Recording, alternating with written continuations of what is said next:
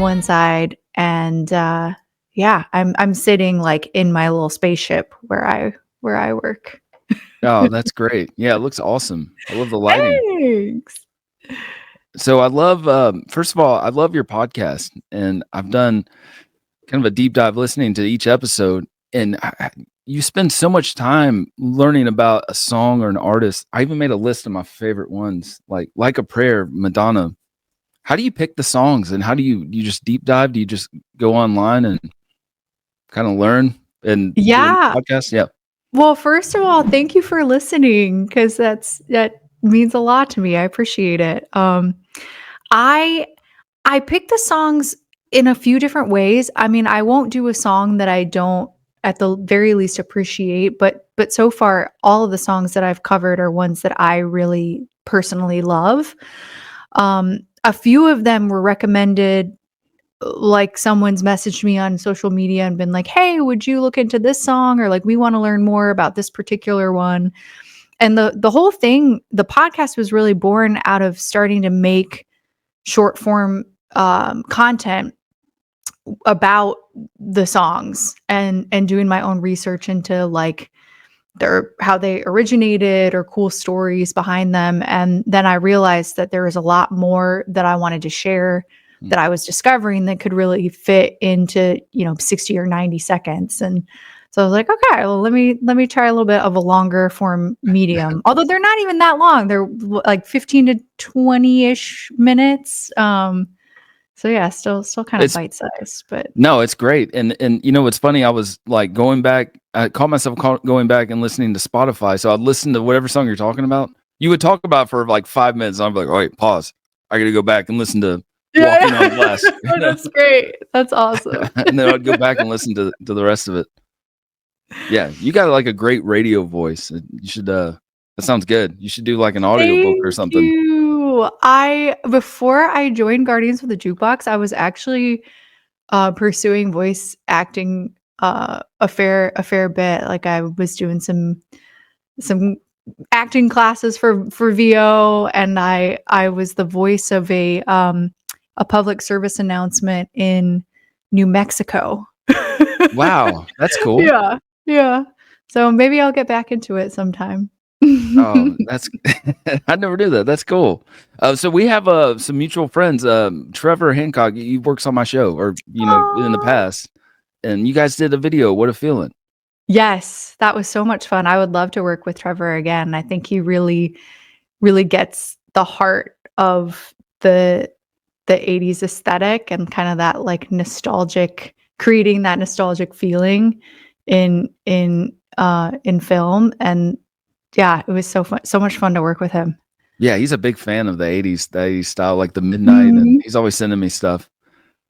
The song sounds amazing. I love how it's in a skating rink. I was almost gonna go. I got invited, but I didn't make it though, so I was kind of bummed. Does that take you guys all day to do the video? Is that like a long process? It was 2 days actually. We were shooting the video and then also like some other footage for a reel that I don't know if that ever saw the light of day. We might ask Trevor what happened with that. I should. I will. Yeah. I'm actually still in touch. I found that rink. It's not too far from my house. I live between Dorville and Tucker, Georgia, and the rink's in Lilburn. And I've become kind of close friends with the couple that had been running the rink for years. They recently fully retired, and they're Chris and Chris are their names, and they're just the sweetest people. And it was really special to they were really close to handing over the rink to the new management when we shot the video. So getting to be part of something that was like memorializing it for them was that's really awesome. Special. It was cool. Yeah, I love that. And I got a lot of questions here. Voices Carry, that song on Spotify is awesome. Yeah. I love the cover. Who is Frisky Monkeys? But it's like featuring, and I hear his voice in the song. How'd you hook up with those guys? Okay, so Frisky Monkey is a synth pop project that's based here in Atlanta. I think they just celebrated maybe it was their 10th anniversary, 15th anniversary. They've been making music for a minute. But the lead singer, Juan Cesar, he's a close friend of mine. We actually met when he came to the listening party I had for my first Seersha EP. He sent me the photo not long ago of like, it's like the first photo of us when he came out to that party. Oh, that's cool. Um, but yeah, we've just become friends over the years, and he also loves the 80s and draws a lot of inspiration from the 80s. And I think he'd had that cover for a minute, and we got invited by another friend of ours who works with the Georgia Center for the Book. They were having a Voices Carry themed event, invited Okay. us to perform, and Juan was like, do you want to hop, let's make this cover a duet and perform it at the event and release it. And so that's how that came to fruition. Oh, wow. Yeah. Well, it sounds great. I mean, do you record that in your, like, studio? I mean, sounds really good. I will record demo vocals here, but I typically work with this fantastic Grammy Award winning engineer who happens to be a friend of mine, Luke Campolietta. He does almost all of my vocal engineering for me. So we recorded the vocal over at the Bush Brothers studio in Decatur. And Wow, that's not far. I mean, that's pretty good. You don't have to, like, get on a plane or anything, right? we have When so you much talent here. Yes, yeah. When you were, like, growing up, did you sing first or play piano first? I mean, was your family into music? Piano first. Piano first. I took classical piano lessons from the time I was 6 years old until I graduated high school. Wow. I asked my mom if I could start singing at church when I was like 9. And singing has been like kind of a hard fought battle for me. At first she was kind of like, "Why you don't sing?" Like I was like, "Okay." I was like a Oh, that's very, so very bad. shy kid. And that's, like, the worst response of like, "Wow, you don't sing." It's not very encouraging. You're like, "Oh, you're right, I don't." She wasn't trying to be mean. She just hadn't heard me sing, because I was really shy. And yeah, eventually that led to I picked up guitar when I was like 14, started writing songs, Mm, took voice here and there, but it really wasn't until I don't know, I feel like it's actually been really cool for me to look back and see my growth. Um, Particularly, I think in the past 4 or 5 years, it's real like, I'm really finding my voice and, um yeah. yeah. No, I was looking like you got like so many music videos I've been watching on YouTube, and there's definitely different styles. I get the '80s kind of thing, but there's one song I made a note of, "Typical." I was like, man, this is probably like my favorite. I'm like listening to them all. That's a great Oh, song. thank It's you. a cool That video one too. I appreciate it. My buddy Weston Manders directed that one, and, yeah, that was a lot of fun. My husband has a cameo. He's like the silent stranger in that Oh, he's in the video. background. Yeah, Yeah, I've yeah, seen that. yeah. Yeah. That's my hubby, Joe, and I wrote that song, for him to have, like, a jam that he's as long as I've known him, he's always had some kind of convertible, and so that was meant to be, like, put the top down summertime jam. Right. It's a great And song. It's fun. thank you. And I think that was the moment writing and producing that song where so many people resonated with that song. I was like, I feel like this direction, this kind of more retro direction is the right, like, I felt like I was like on the right path, which was Yeah. cool. Yeah, definitely. When you did the video for Running in the Dark, I love that whole concept. I mean, it's just like guys that it straight up looks like Miami Vice, and you guys are in some weird parking deck. It looks awesome. Did you come up with Thank that idea, or like you. how was that? How'd you guys create all that? I definitely had this initial thought that I wanted it to feel um like an 80s movie. And I told the the videographer and kind of my partner on that project, Cody Monkun. I'm sure I'm butchering his name. I'm half Korean. He's half Laotian, and I just told him, I was like, Cody, I want to have this like heist concept. He's like, okay. We sort of sketched out together, some scenes that we wanted to capture. It was truly like we didn't script it really. We didn't have like super specific shots we wanted to get. It was sort of like, if we can get some things in these categories, some shots in these categories, I think we can piece this thing together to have the feeling of a narrative without like overly planning it. But we shot everything for that video in like 5 hours, which was kind of insane. The indoor shots are actually at my house, our little bar at our house, and then everything else is in downtown Atlanta. So the ski mask, like when they're wearing the mask on the street, is that like sketchy or like, I thought that was like, anybody around,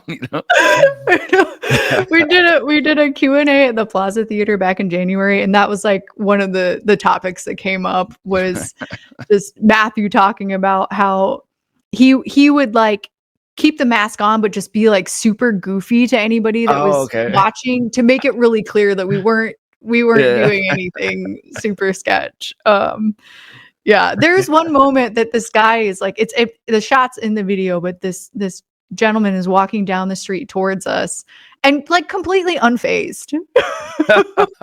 That's concerning. I mean, it is downtown Atlanta, so Oh, that's funny. Yeah, so when you were in Guardians of the Jukebox for a while, right? I'm trying to remember what year you started in. Yeah, 2.5 years. Okay, how did you get that gig? Just curious. So one of the managers of the band, Randy Sod, he works out of the Madison Records studio, and I had just played a show at Smithsonian Bar, opening up for Tammy Hurt's project. So she's closely associated with the Grammys. The I'm not sure what role she has at the Recording Academy right now, but it's up there, and she's kind of a legend here in the Atlanta scene. She's a drummer as well, and she's played drums for the Indigo Girls and on a bunch of records. So she has a project called Sonic Rebel that's her drumming, live drumming with a DJ. It's super high energy and so much fun. And I got invited to open up for her. Long story short, her manager, Juliet Rao, also works out of the Madison Records building. And Randy was like, I'm looking for female vocalists and keyboardists that will really like understand this 80s vibe for Guardians. And Juliet was like, oh, I might know someone, and connected the two of us. And Randy and I had a lot of conversations before I finally then met Rich Ward. And I did a couple of shows with the band where I think the very first song I did with them as sort of like a guest vocalist was Time of My Life. Wow, cool. And then I think we added this Eurythmics and Madonna, Like a Prayer. Wow, that's no pressure. That's like some big songs right out of the gate, right? Yeah. Were you nervous? I mean, did you I mean, obviously you did well. You got the gig, The first, with Time of My Life, I remember going to rehearsal and I was nervous and I was very intimidated by Doug Busby. Which then, after getting to know him, he's such a sweetheart that looking back on it, it's kind of funny, like how I was, just the nerves I was experiencing. But I always thought that Doug and I's voices blended really nicely, and it was always really fun singing with him. Doug's the man. I met him one time, and I instantly liked him right off the bat. Mm-hmm. He was cool. But the live show, I'll get off of the Guardians thing, but the live shows that are on YouTube are very entertaining. I've seen you guys too at the Boot Barn, so I just good. I've seen you other places too. Dixie Tavern was good, but you guys, I mean, the energy is awesome. So Top Yeah, notch. we can talk about Guardians. I don't mind. I mean, leaving Guardians was one of the toughest decisions I've made in my career as a professional musician for sure. Um, yeah, it just was kind of this perfect storm of feeling like I mean, one of the things that one of the conversations I had with Randy right from the get-go is I've never really wanted to be in a cover band. But what attracted me to Guardians was this goal to create original music in the future, which totally made sense to me because that's what Fozzy did, right? Yeah. Yeah, Ozzy started as exactly. Ozzy Osbourne. Yeah. So I saw, I was like, oh, Rich is kind of taking that formula and he wants to kind of repeat it. Um, but I just, so my husband works 9 to 5 for one thing, and grinding that like weekend warrior schedule was taking Mhm. its toll. Um, and I wasn't feeling like I felt like I grew so much, like exponentially in the first year and a half with the band. And it had started to it had started to feel like a little bit more like a grind, and like I wasn't spending as much time on my original music, or it's not even as much the time, but like the energy aspect. So I wanted to kind of come home to my original music. And while Fozzy was out on tour in April, I played this amazing festival in the Mojave Desert in California called Oh, cool. Neotropolis. Yeah.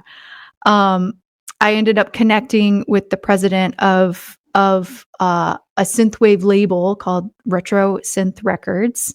Um, he'd never heard Dan Yukis. He'd never heard my music before. He was kind of getting introduced to me via my performance, and basically he offered me a distribution deal with the label, which is like my ideal situation where I Yeah. can create what I want to create, but have the support um, to really get my music out to a community that understands what I'm doing with Mhm. the kind of new 80s thing. Yeah. Um, so everything just kind of coalesced into this moment where I just felt my intuition, the universe, everything was saying it's time to let Guardians keep doing their 80s juggernaut. But I need to come home to my focus on my original music. So No, good for you. That's good. yeah. And coming out of that, did you do Running in the Dark after the Jukebox thing, or is that before? I don't know the That was timeline of that song. before. Okay. Yeah, that Okay. was before. So Can't Stop Time, I put out last fall. Running in the Dark was the first single of 2025. Um, both of those songs will be on the full-length album that I'm working on now. I've got another song in the can that's sort of a I Wanna Know What Love Is by Oh, Foreigner, cool. or like a Is This Love by Whitesnake? Like that's like definitely the I vibe. love it. Um, and I've got another track that's really close to being finished. That's another sort of like Pat Benatar, Invincible, Mhm. um, maybe a little bit of that Berlin like synth meets rock feel. So When you go out, like, when you're gonna go out and tour these songs, do you have a band behind you? I mean, did you pick out, like, a drummer and everything, or do you just do it all yourself? I would love to have a band. I have played these songs with a drummer and a guitarist before, but like when I went out to California, I I go solo, me and my guitar, Oh, yeah? and Ableton Live kind of running everything uh in the Is it background for is me. it weird not having, like, the band behind you, like, or is it intimidating just by yourself? Where's that confidence coming? That's amazing. Sure. I mean, to tell you the truth, I started in 2014 when I first started doing music professionally. I just played solo all the time. Just me and acoustic guitar usually. Mm. And I think just so many hours of doing that, and then on top of my like Twitch streaming experience where I would just be in my studio and people would be like, "Hey, learn this song live." on stream, and I would just do it. I was Oh, streaming cool. for like sometimes 5 hours at a time. Mm, that's a lot. I built up so much, Calluses on your hands, your fingers. there's that for sure. I think, like, kind of this grit and, this ability to learn songs really quickly. Mm, I just lost my fear, I think. I bet. That's a lot of Um, hours.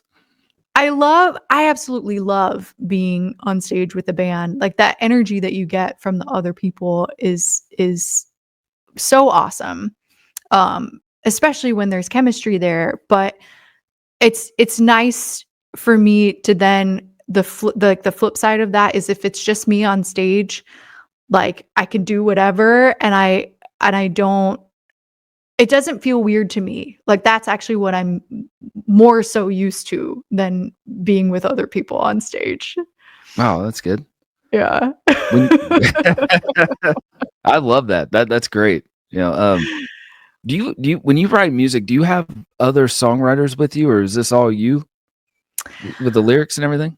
You know, pretty much everything I've put out on Seersha has just been me. There's one song that Juan of Frisky Monkey and I wrote together, No Regrets, Mm. but I, I spent some time in I've had, like, the Scott, I've had, like, the weirdest career where I've done, like, a little bit of everything, and I thought for a moment in 2015 that I didn't wanna be an artist, and I didn't wanna put out my own music. I just wanted to be a songwriter.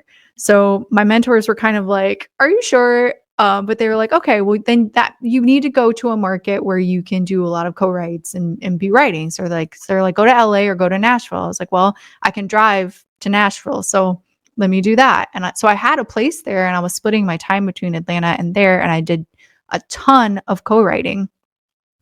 And I realized that this sort of, like, formulaic way of making a song, like, we're making this for radio or we're making this for for another artist to cut it, I hated it. Mm. So that's actually when I came back to Atlanta full time and I started Seersha, and I was like, I'm gonna start producing myself. I'm just gonna write what I want to write. And really Seersha has kind of remained that.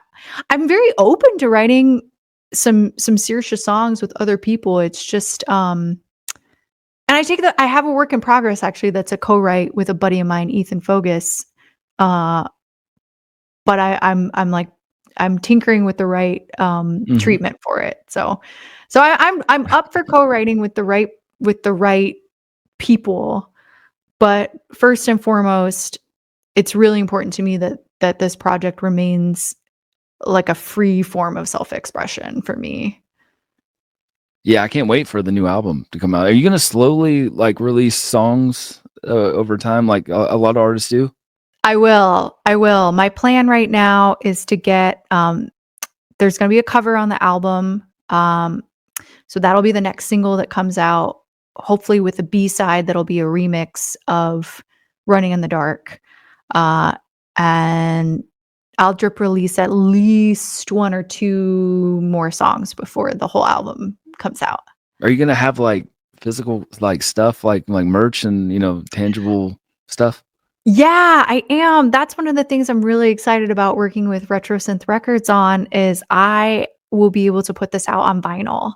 Oh, sweet. Um, I may do cassette tapes if people want Yes! cassette tapes. I love that. It's so nostalgic for me. I know, right? Yeah. People are Yeah, like, "It don't so sound as good." I'm like, "I'm not playing it. I'm just collecting." Like, I just wanna yeah, hold it. to have Like, I the had yeah. I frame cassette tapes. It's weird. oh, I I got love that. yeah. Yeah. I Thank you. never thought about doing that. I have a bunch in my studio and I'm like, "How do I wanna display these?" It's I'm gonna have fun. to do that. Eddie Trunk on SiriusXM, he's always saying that, like, "Everybody loves cassette tapes now. They sound like crap." I'm like, "We're not listening to 'em," Right, or it's I'm not not. I'm about just that. yeah, I collect, I thought it was cool. Yeah, so what else? Oh, growing up. So what got you into music? Like, I love music. That's always my thing. When you were a kid, did you have like what was the first music you listened to that got you kind of hooked on music? Yeah. Yeah, yeah. So I remember my mom is Korean, and she brought almost nothing with her when she moved from Korea to the US to marry my dad.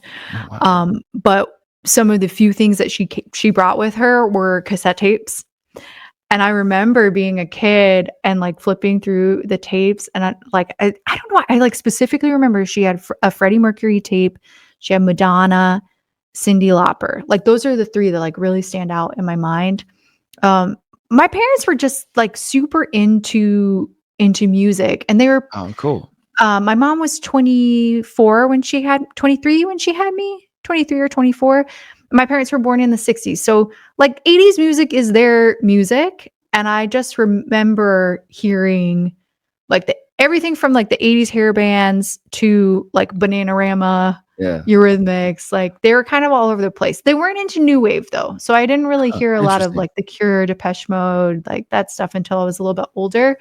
But, I mean, I think that really, their love of music, I think, got to me. And then as a teenager, I got really into in the 90s, there was, like, that moment where there was so many of these female singer-songwriters on the scene, and Mm. there was kind of, like, this light bulb moment for me as an early teen, where I was like, "Oh my gosh, there's actually people that, like, write these songs."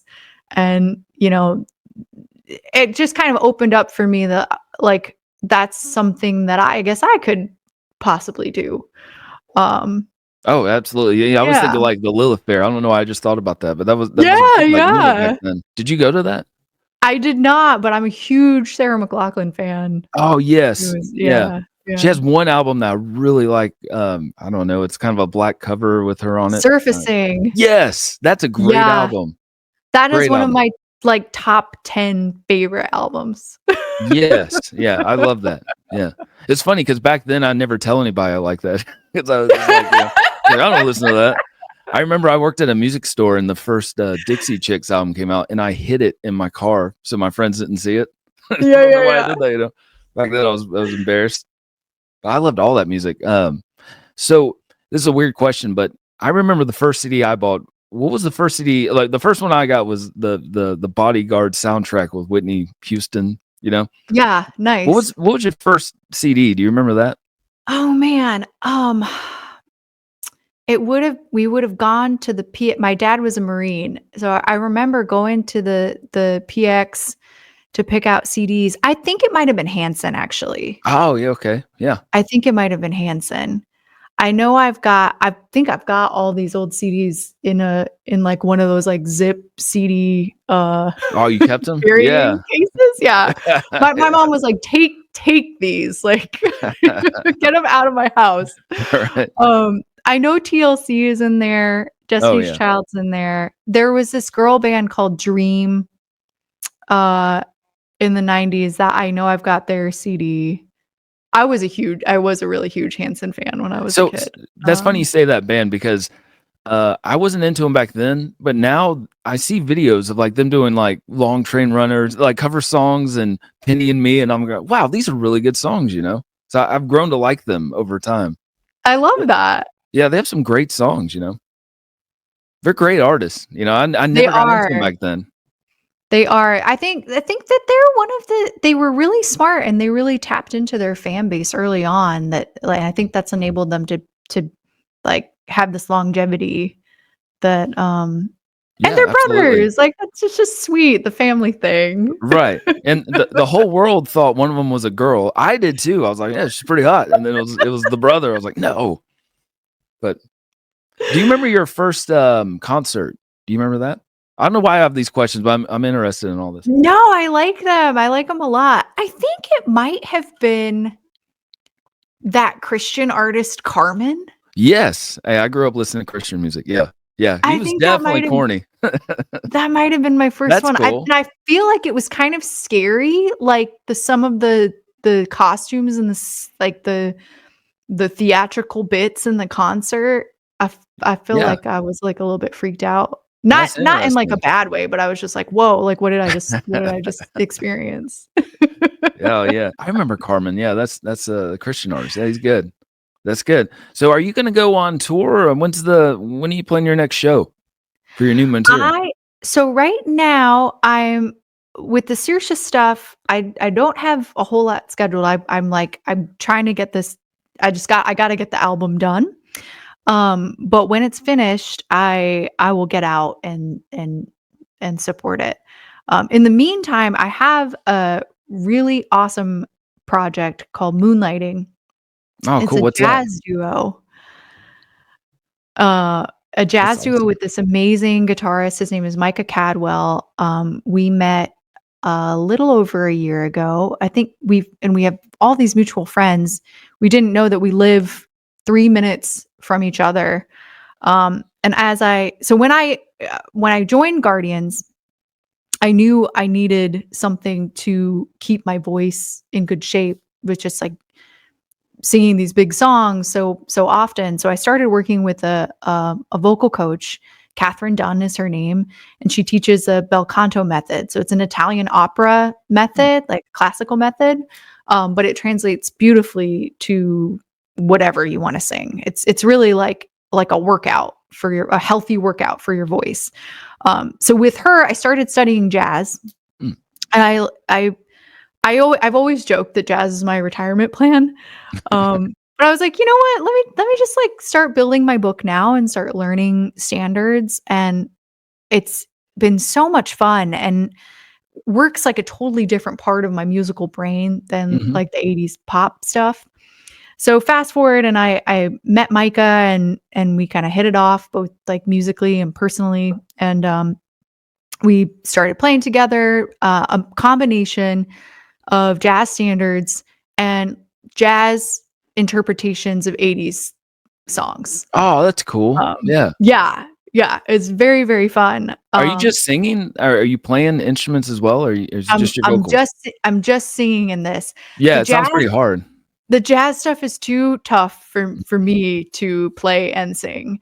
And what I'm finding as a jazz singer, as I'm kind of stepping into that, is one of the things I really love is like that interplay between the musician or musicians and the vocal parts. Is like I don't think it's as interesting when you hear like the push and pull of the timing or like different decisions being made with the harmony, where like the harmony is landing. If you're playing the accompaniment, because of Mhm. course like you can anticipate what you're gonna do. So it's giving me like this new appreciation for the art form. But yeah, What so long songs are you story guys short, covering? I'm sorry, I didn't mean to we're interrupt you. oh, no, no, not at all. We do quite a bit of Madonna actually. Oh, that's cool. I brought her to this way. I brought my Yes! turbo cutout. Oh my gosh, that's amazing. So you're doing a I Madonna song, jazz version? That's cool. Yeah, yeah, yeah. We're doing Into the Groove, we do, Borderline and Like a Virgin. Like a Virgin has this really fun, like, almost like Peel Me a Grape kind of feel to it. We do Heart of Glass by Blondie Oh, yeah. with this really fun kinda swing feel to it. Iran by Flock of Seagulls. Um, we've been doing a swing cover of, Living on a Prayer, which Oh, is very yeah, fun. I bet. Is this all, like, on a YouTube channel or something? How can people find all this? We do have a YouTube. Our website's wearemoonlighting.com. Uh, we're super new. We just started playing together about a year ago. So there's definitely more to come. We just worked on our first original tune that very much feels like a Cole Porter inspired jazz standard, and lots more to come. So we're playing out a little bit here and there, mostly doing private events and corporate events. But while once I get my album done, we'll have a lot more material to get recorded and out there. Yeah, you sound busy. Do you have did I already ask you this, but do you have a drummer for the swing project? I play drums, so I'm always curious Oh about my percussion. gosh, I didn't know you're a drummer. Oh, yeah. So far, we've mostly been doing shows, just the 2 of us. We've played as a trio, and we played with, we did play one one show is a 5-piece, but we're mostly tackling things as a duo. And it prompted me to build a vocal pedal board. So between Micah doing some live looping and using his pedals and me with my pedals, so I'll like use my voice almost as like a pad, with a vocal harmonizer and some like crazy reverbs and stuff. So our sound is a lot bigger than you would Yeah. think a singer and a guitarist, which is cool. Yeah, it does sound really cool. I want to check out the YouTube page. One more thing on your podcast, you say in the intro, I made a note. You said from the corporate world to like what you're doing now. Were you in the corporate world, like the cubicle, like 9 to 5 thing? I was. So what brought me to Atlanta was I went to Emory University and I studied business, and I got a job with Procter and Gamble. The joke at Procter and Gamble is always selling soap. So Nice. I was a customer. I was in customer business development for P&G for full time for about 2 years. And when my husband and I got married, I was in Charlotte at the time and he was here in Atlanta. And so I came back to Atlanta. I worked for a company in the management consulting space called World 50 for another 18 months or so. And then in 2014, I left the corporate world to figure out this whole, professional music thing. And yeah, here we are 11 years later. Still doing it. Yeah, you made the right choice. I think so. Well, this is fun. This has been a fun conversation. I've been wanting to interview since I saw you at Boot Barn. I was like, man, this is really cool. Thank you for great show. out. Oh, definitely. And Trevor talks good about you. I was talking to him today and told him that he's like, I can't wait to see the interview. He's like, got to send it to me. So he definitely says his well wishes and all that. So please tell him hey from me too, and I'll ping him on social media. That's yes. Everybody likes Trevor. He's the nicest guy in the world. So. He is. He and his wife too. They're sweet. Yes. Yeah. Definitely. Well, I appreciate it. Is there anything else you want to talk about, or is there you got anything else you want to say? Oh man, we talked about Seersha. We talked about the album. We talked about moonlighting. No, I can't wait to see this jazz swing thing. That's really cool. I'm really looking forward to that. Like I'm gonna immediately look at that. Hell yeah. You should do 2 in one night. Do like the swing thing and then be like the next act is your then solo transition stuff. into yeah. Make a whole night. I love that. Yeah. I know it is kind of like two sides of my coin, I guess. But I think it would work actually. Yeah, that's great. Hey, last question. Did you ever go to concerts with your parents? You said they were big into music. You know what's funny is that they were really into like recorded music. But it seems like once I came along, we didn't really do too much on the concert side of things. I do remember seeing, like when we were talking about the Carmen concert, another concert I saw when I was a kid with them came to mind, and it was Sixpence None the Richer, and it was like an I love that thing. Yeah. And it was when I'm blanking on her name right now, but their lead singer, she was super pregnant, and I just remember like being so like blown away by that. Yeah, are they Christian men too? You listen to Christian music growing up? I did. I did listen to a lot of Christian music growing up. I think they technically were not like a Christian band, but like they were. Mm-hmm. I put them in that category. One of those. Lee Nash, that's her name. Yes. Okay. Yeah.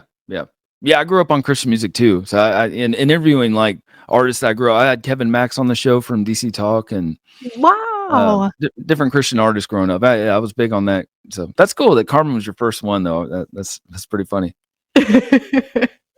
Anyway, all right. I appreciate being on the show. This means a lot to me. Thank you. We got to do this again when your album comes out. Yes, please. Anytime. Yeah, super nice meeting you. I really appreciate it. This was really fun, Scott. Well, let's do it again.